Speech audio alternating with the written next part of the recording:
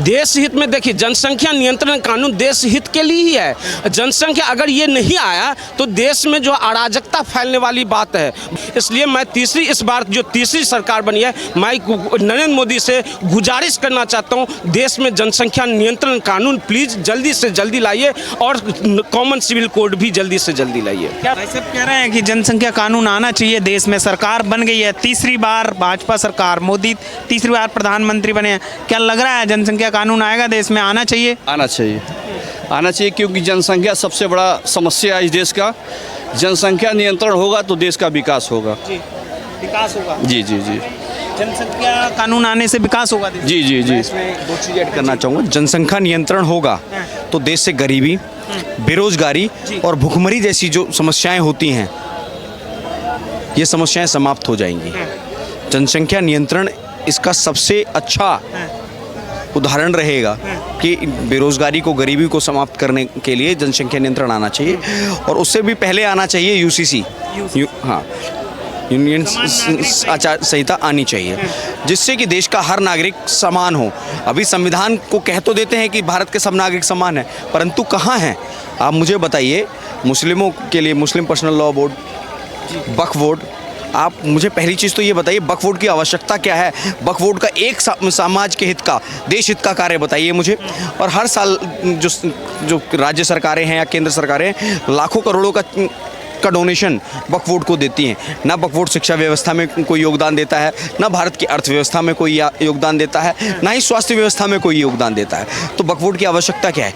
इसको समाप्त किया जाना चाहिए, और जो बिल्कुल होना चाहिए। और 8 लाख वर्ग किलोमीटर से ज़्यादा ज़मीन जो वक्फ बोर्ड के कब्जे में है, उसे देश की आम जनता, गरीबों के हित के लिए यूज़ करना चाहिए। क्या कहेंगे? सही संहिता आना चाहिए। वक्फ बोर्ड जो है, एक समझिए, जो ये भी देश के साथ एक साजिश किया गया था। वक्फ बोर्ड, बिल्कुल वक्फ बोर्ड साजिश, वक्फ बोर्ड जो है वो साजिश ही है।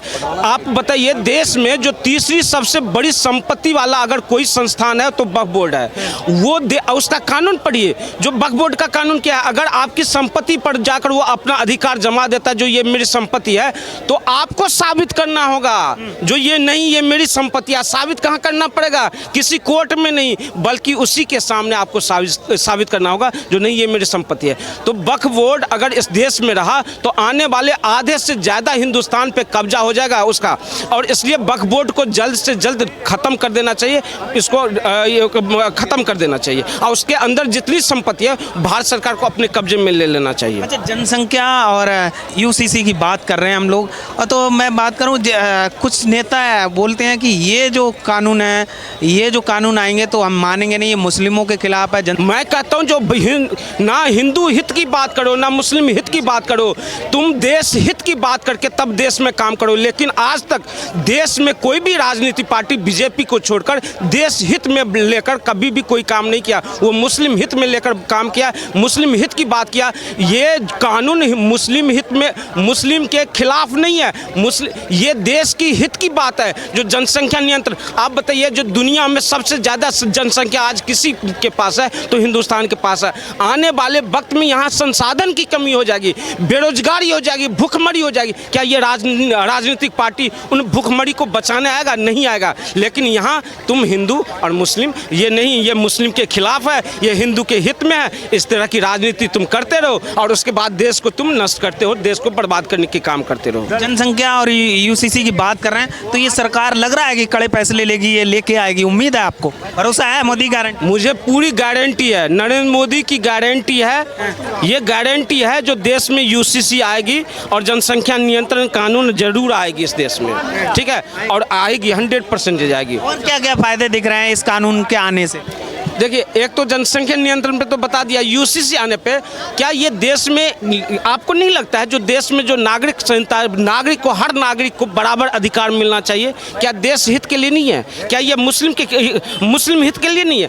लेकिन ये राजनीति पार्टी राजनीति करना चाहती है, देश हित की बात नहीं करना चाहती है, देश को तोड़ने की राजनीति करना चाहती है, देश की जो है विभाजन करके लोगों में आपसी मतभेद करके तब राजनीति करना चाहती, जो कि अब ये चलने वाला वाला नहीं है। अब सोशल मीडिया की युग आ चुका है। तुम लंदन में जाकर बयान दो, यहाँ आकर वो खबर आ जाती है और यहाँ पे सब सारी नागरिक अब जागरूक हो चुका है। उन्हें पता है यूसीसी का क्या महत्व है, उन्हें पता है जनसंख्या नियंत्रण का क्या महत्व है। इसलिए वो चाहती है इस देश में जनसंख्या नियंत्रण आना चाहिए, यूसीसी आना चाहिए, हर नागरिक को बराबर अधिकार मिलना चाहिए। हर नागरिक को बराबर का अधिकार मिलना चाहिए, समान नागरिक संहिता, मतलब आप चाहते हैं कि समान नागरिक संहिता आना चाहिए देश? बिल्कुल आना चाहिए।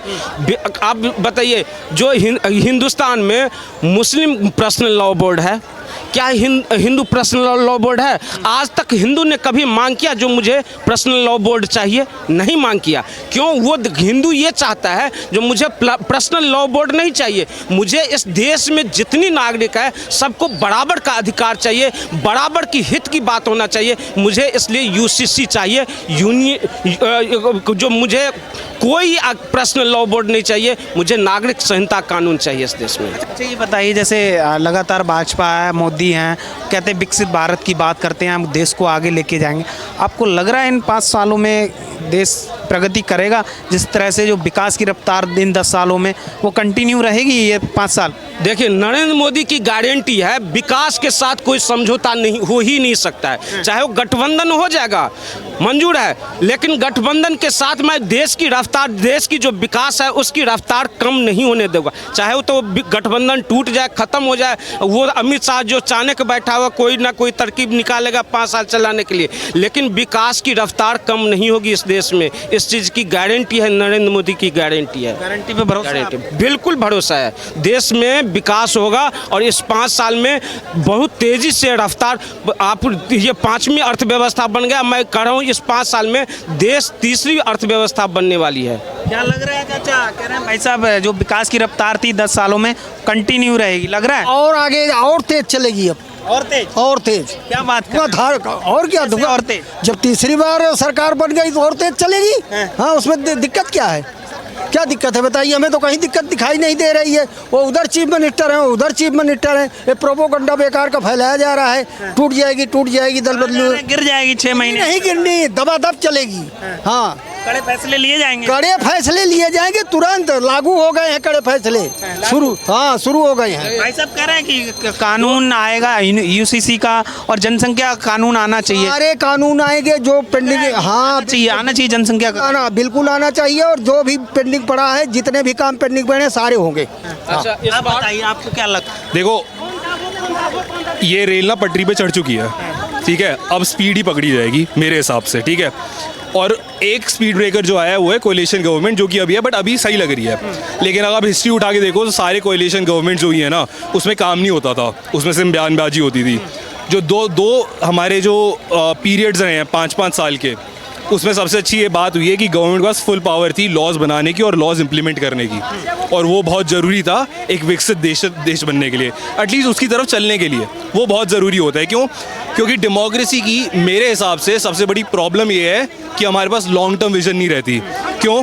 पहले साल, दूसरे साल में हम इम्प्लीमेंट करना स्टार्ट करते हैं, तीसरे चौथे साल तक कुछ काम होता है, 5वें साल में हम फिर से इलेक्शन सोचने लग जाते हैं, इलेक्शन। लॉन्ग टर्म प्लानिंग क्या? यहीं पर ही अगर आप करो, चाइना का communist party, single party system, आप ये देखो कि चाइना और इंडिया का विकास एक साथ ही होना स्टार्ट हुआ था। हम 1991 तक क्लोज इकोनॉमी थे, ठीक है, 1992 में लिबरलाइजेशन है, एलपीजी रिफॉर्म्स है, उससे पहले हम क्लोज इकोनॉमी थे, लेकिन तब तक चाइना कहीं की कहीं पहुंच गई थी। चाइना की ग्रोथ ट्रेजेक्टरी 1990 से 2010 तक पूरे टाइम टॉप पे रही है, और आप देख लो चाइना के क्या हाल है, ठीक है। हम चाइना करते रहते हैं, बट आप जाके देख लो सही, वहाँ पे एक पूरी देश है, वहाँ पे एक पूरा सिटी है जो कि इलेक्ट्रिक है, वहाँ पे शोर नहीं सुनाई देगा आपको, वहाँ पे एक प्रदूषण नहीं होगा, क्योंकि पूरी इलेक्ट्रिक है। करा है उन्होंने डेवलपमेंट। क्या लग रहा है आपको अगला कदम क्या होगा सरकार का? जनसंख्या की बात करें तो कंट्रोल कैसे, कानून आना चाहिए, सरकार लेके आए? बिल्कुल कानून आना चाहिए, और इसकी ज़रूरत भी है। आप महंगाई का रोना रोते हैं, आप रोज़गार का रोना रोते हैं। एक बात बताइए, बच्चे ऊपर वाला देगा और रोज़गार मोदी देगा, ये कहाँ का कानून है भाई? कानून ऐसा आना चाहिए ना कि भाई हम दो, हमारे दो, सिस्टम सीधा साफ है, और हर एक घर से रोज़गार दो, ऐसा कानून बनाओ। जब कानून आप जनसंख्या पे बना रहे हैं तो सरकार ऐसा भी कानून बनाए कि हमारे घर से एक रोज़गार भी देंगे, तो सबको सहमत होना भी चाहिए। ये चीज़ नहीं कि हम दो, हमारे 20, ये गलत है।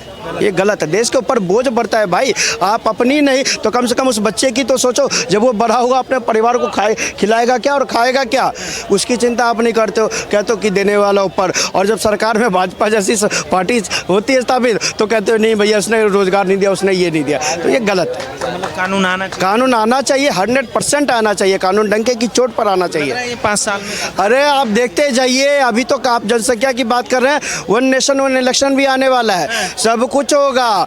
करे फैसले में कहीं कोताही नहीं होगी।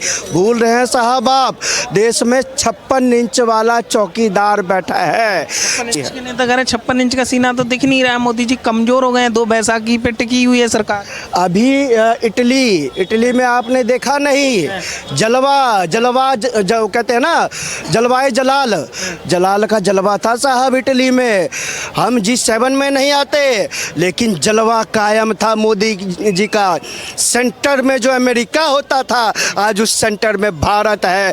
हमें फर्क नहीं हम G7 का हिस्सा है या G8 का हिस्सा है या G20 का हिस्सा है, हम कोई भी हो लेकिन हम सेंटर वाले हैं, हम केंद्र बिंदु हैं। आज भारत ने अपने आप को कहीं स्थापित किया है तो केंद्र बिंदु में स्थापित किया है, चाहे वो अमेरिका हो, रशिया हो या कोई भी देश हो। भारत को सभी सम्मान देता है, भारत की ये जीत है। आप वर्ल्ड लीडर की रैंकिंग उठाकर देखिए, उसका नाम, उसमें नाम नरेंद्र मोदी का आता है। और कुछ लोग कहते हैं कि सरकार गिर जाएगी, सरकार गिर जाएगी। अरे साहब, देश की जनता ने भारत का लीडर पता है किसको चुना है? वर्ल्ड लीडर को चुना है। जो वर्ल्ड लीडर है वो हमारे देश का लीडर है। हमें गली कूचों का लीडर नहीं चाहिए, हमारे लिए वर्ल्ड लीडर ही बहुत है, जो देश को मान सम्मान दिलाने का काम करता है, जो आतंकवादियों को ठोकने का काम करता है, डंके की चोट पर बात करता है और भारत को विकसित राष्ट्र बनाने की बात करता है। और मेरा भारत 2024 में जब हम चुनाव में जाएंगे तो शायद आप देखिएगा दूसरी अर्थव्यवस्था होंगे और हम कहां से कहां होंगे।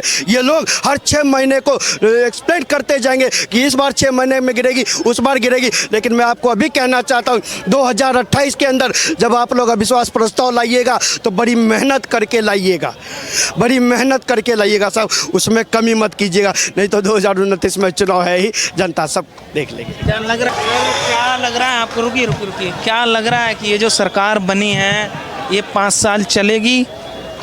जिस तरह से जो विपक्षी नेता कह रहे हैं कि 2 बैसाखी की सरकार है, ये कभी भी गिर सकती है। मोदी जी कमज़ोर हो गए हैं, उनका मैजिक ख़त्म हो रहा है, जनता भाजपा को नकार रही है। क्या लग रहा है आपको, सरकार को लेकर क्या कहेंगे? सर, ये सरकार 5 साल पूरी मजबूती से ये चलेगी, पूरी मजबूती से चलेगी।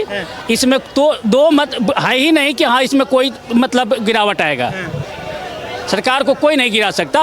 उन्होंने जब न्यूज़ आ गई थी, जब डिक्लेयर हो गया कि 240 ये आई है, उसी समय उन्होंने बोल दी, मोदी जी का स्टेटमेंट सुनेंगे, उन्होंने क्या बोला था कि इस समय अब हम कड़े से कड़े डिसीजन लेंगे, उन्होंने बोला था ना। तो कोई बैसाखी के बाद ये पर तो नहीं बोला था कि हमें बैसाखी गिर जाएगी। जो भी उनके सपोर्टर हैं, जो भी है, उनको तहे दिल से हैं, तहे दिल से है, वो कभी नहीं टूट सकते। मोदी के साथ है, तहे दिल से है, एनडीए का साथ निभाएंगे, एकदम साथ निभाएंगे, एकदम साथ निभाएंगे। कुमार और चंद्रबाबू को आप जानते ही हैं, नीतीश जी कब किधर पलटी मार दें, आपको भरोसा है कि एनडीए का साथ निभाएंगे, मोदी का साथ निभाएंगे नीतीश का? एकदम देखिए, क्योंकि एक बार उन्होंने छोड़कर देख लिया है कि उनके साथ क्या आरजेडी में मतलब हुई है, ठीक है ना। तो एक बार उनको ठोकर लग चुका है, तो वो अब छोड़ नहीं सकते हैं। अगर वो छोड़ते हैं तो अभी सरकार नहीं गिरेगी, क्योंकि 303 हो चुकी है। कितने हैं उनके पास? 12 है, लेकिन एक तो छोड़ेंगे नहीं वो, ठीक है ना। अगर रेयर केस में छोड़ते भी हैं तो अभी मोदी के ऊपर कोई आँच आने वाला नहीं है, कोई आँच आने वाला। 5 साल चल रही है, एकदम धड़ल्ले से चलेगी और कड़े से कड़े डिसीजन जो बोला है वो लेकर ही रहेगा। जो कहा है उन्होंने कि हम कड़े फैसले लेंगे, हाँ होगा, वो एकदम होगा। वो अभी भी देख लीजिए, थोड़ा सा कहते हैं इस सरकार से अगले 5 साल तक। देखिए, सबसे पहले तो बहुत कंट्रोल किया इन्होंने, बहुत सुधार किया। जैसे आंतरिक सुरक्षा, इतने आतंकवादी होते थे, हर जगह बम फूटते थे, इस पर इन्होंने कंट्रोल किया। बहुत मतलब 72% इस पर कंट्रोल आ गई। अब एक एरिया तक सीमित के रह गया है कि जम्मू कश्मीर इस समय जो होते थे, उस पर भी अब जड़ से ख़त्म करने की उन्मूलन छिड़ गया है, ठीक है ना। गृह मंत्रालय का ये हो गया, सेना को खुली छूट दे दी गई है कि आतंकवादी को कैसे ख़त्म करना है, तो वो उस हिसाब से वहाँ पर काम कर रहे हैं, ऑपरेशन कर रहे हैं। और एक विपक्ष के जो नेता हैं कह रहे मोदी जी का मैजिक खत्म हो रहा है, जनता नकार रही है, 240 सीटें लेके आई, 400 का जो नारा दे रहे थे। जो अच्छे विद्यार्थी मेरिटोरियस होते हैं ना, वो यही लेकर चलते हैं कि मैं ए ग्रेड लाऊं, वो बी ग्रेड सोचकर नहीं चलते। कुछ रीजन बस, बहुत सारे रीजन होते, कुछ रीजन बस अगर सीट कम हुई, फिर भी आप जो सारे मिले हुए थे ना, सारे मिला के कितने हैं? 234। अकेला आप पर ये 240 सीट लाया, बड़ी पार्टी मैजिक कहाँ गई इसकी? बात भी मैजिक है। फिर भी 12 सांसद जो अभी मिले हैं, आप में क्यों, आपको छोड़ के क्यों भागे? जादू चल रहा है अभी। एकदम चल रहा है, एकदम चल रहा है, 5 साल तक एकदम 5 साल तक चलेगा।